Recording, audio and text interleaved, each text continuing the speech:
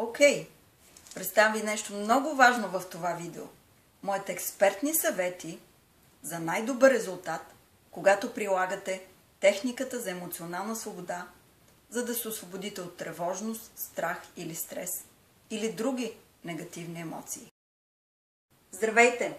Казвам се Анелия Мицева. Аз съм основател на консултантския център Energy Mentor и съм сертифициран терапевт за техника за емоционална свобода в Дания и съм експерт в прилагането на енергийната психология за освобождаване от стрес, тревожност или паникатаки. Може да видите примери как да прилагате тест, за да се освободите от тревожност на моят YouTube канал. Поздравления! Първото нещо, което искам да ви кажа е, че е чудесно, че сте избрали ефективният метод тест, за да постигнете вашата цел.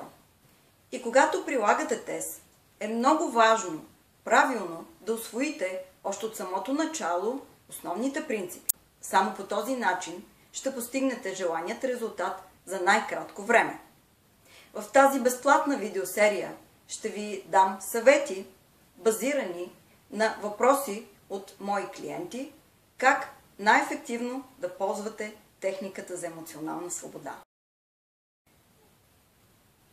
Първият въпрос, който много често ми се задава, е как да стимулираме точките. Моят отговор е: потупвайте леко точките 7 или 10 пъти на всяка точка. Правилото е, че те трябва да се потупват с 7 грама, но за съжаление това е много трудно да се оцели, така че моят съвет е: просто си намерете силата, която е най-удобна за вас. Не е много силно, но не е много леко. Има ли значение дали тупкам с 2 ръце или с една ръка? И моят отговор е: по принцип, най-добре би било, ако може да тупкате с двете ръце. Но, ако нямате възможност, дори и само с едната ръка или от едната страна на тялото, това също ще свърши работа, защото меридианите са симетрични. Другият въпрос, който ми се задава е: окей, аз съм малко по-пълничка. Има ли значение същият ефект? И моят отговор е: не. Няма значение, ако сте малко по-пълна, тъй като самите енергийни меридиани се намират директно под кожата и дори и леко потупкване ги стимулира. Друг въпрос, който ми се задава е: как да запомня последователността? Първата точка, която се стимулира, това е канта на ръката, когато се изказва утвърждението. И това е лесно. Но как да запомним другите точки? И моят съвет е: просто започнете от горе и вървете надолу в тялото. Т.е. започнете от точката на главата, след това точката в основата на веждата, отстрани на окото, отдолу на окото, под носа, под устата, ключицата и накрая точката под ръката. И добрата новина е, че дори и да пропуснете някои от точките при една от сериите, това не е толкова фатално, така че при следващата серия имате шанс да я оцелите. Окей, до тук говорихме за техническата част, стимулирането на точките. Но как най-ефективно да балансирате енергията във вашето тяло и да изчистите образувалите се блокажи в вашата енергийна система?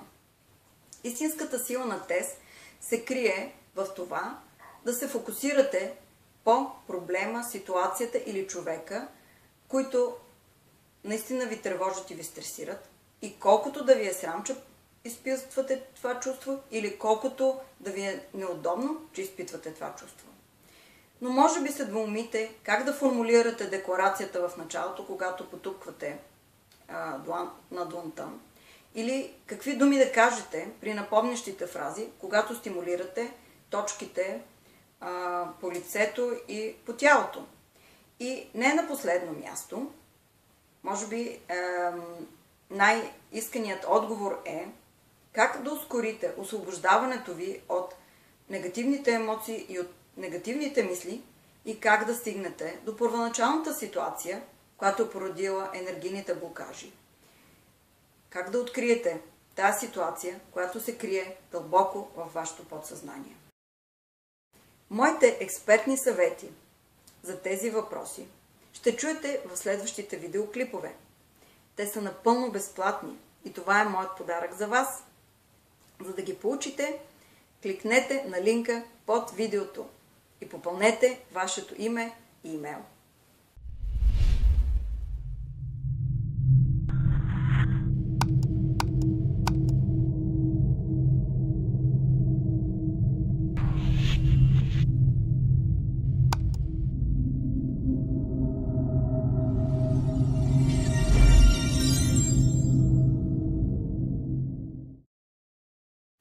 Всеки път, когато правите тест, пийте вода, за да помогнете на негативната енергия да напусне тялото ви.